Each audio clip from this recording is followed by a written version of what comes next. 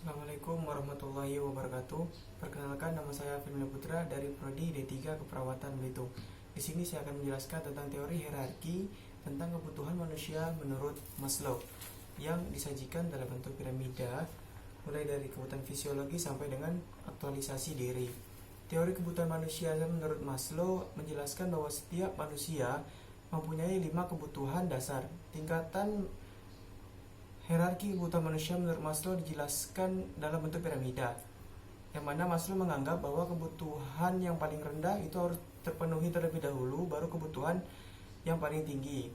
Contohnya, teori Maslow dalam kehidupan sehari-hari yaitu apabila kebutuhan fisiologis sudah terpenuhi seperti makan, minum, maka manusia akan melanjutkan pemenuhan kebutuhan selanjutnya, yaitu rasa aman.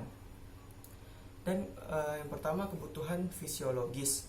Kebutuhan fisiologis merupakan kebutuhan yang paling dasar bagi manusia dan berhubungan dengan kebutuhan fisik. Contohnya makan, minum, tidur, dan kebutuhan lainnya yang berkaitan dengan kebutuhan fisik. Kebutuhan fisiologi harus dipenuhi terlebih dahulu. Jika sudah terpenuhi, maka akan melakukan pemenuhan kebutuhan selanjutnya.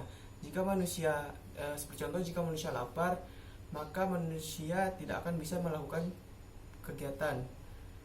Kebutuhan fisiologis mempunyai dua hal, yaitu kebutuhan fisiologis harus dipenuhi, dan kekhasan dari kebutuhan ini adalah kebiasaan yang diulang-ulang, seperti apabila orang lapar terus makan, terus lapar lagi terus makan lagi.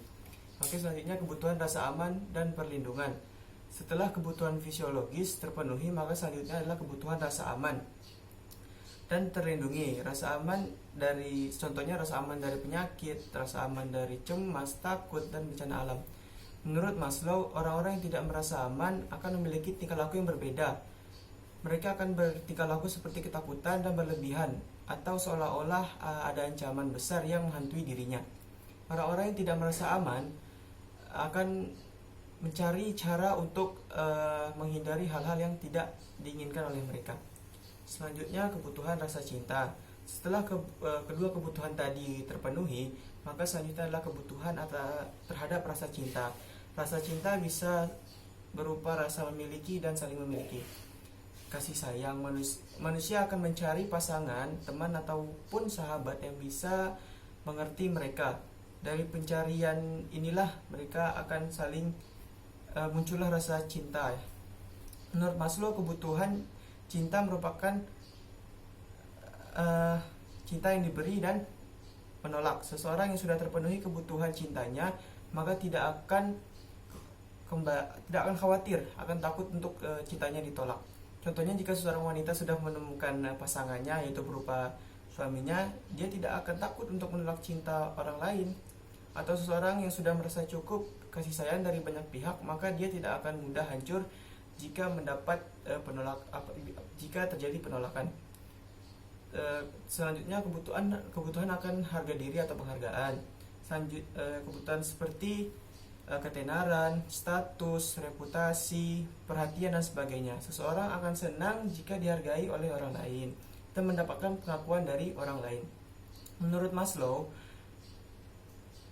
kebutuhan akan penghargaan diri ini terbagi menjadi dua tingkatan. Yang pertama, tingkatan rendah, yaitu kebutuhan untuk menghormati orang lain. Kebutuhan akan ketenaran, kebutuhan status, reputasi, apresiasi, martabat. Terus yang kedua, yaitu kebutuhan tingkat tinggi, seperti kebutuhan harga diri, seperti keyakinan, kompetensi, prestasi, perasaan, kemandirian, dan kebebasan. Apabila kebutuhan ini sudah terpenuhi, maka kemudian akan memenuhi kebutuhan tingkat selanjutnya. Selanjutnya, kebutuhan akan aktualisasi diri. Kebutuhan akan aktualisasi diri ini merupakan tingkatan kebutuhan yang paling tinggi. Kebutuhan ini yaitu adanya keinginan terus-menerus untuk mencapai keterampilan atau potensi diri. Menurut Maslow, manusia akan melibatkan diri untuk mengasah dan mengembangkan potensinya sesuai dengan minat dan bakatnya. Tingkatan kebutuhan tersebut haruslah dilakukan secara urut, mulai dari yang terbawah, kebutuhan psikologis manusia, sampai ke aktualisasi diri. Manusia tidak akan mampu memenuhi kebutuhan paling tinggi jika kebutuhan yang paling rendahnya saja belum terpenuhi.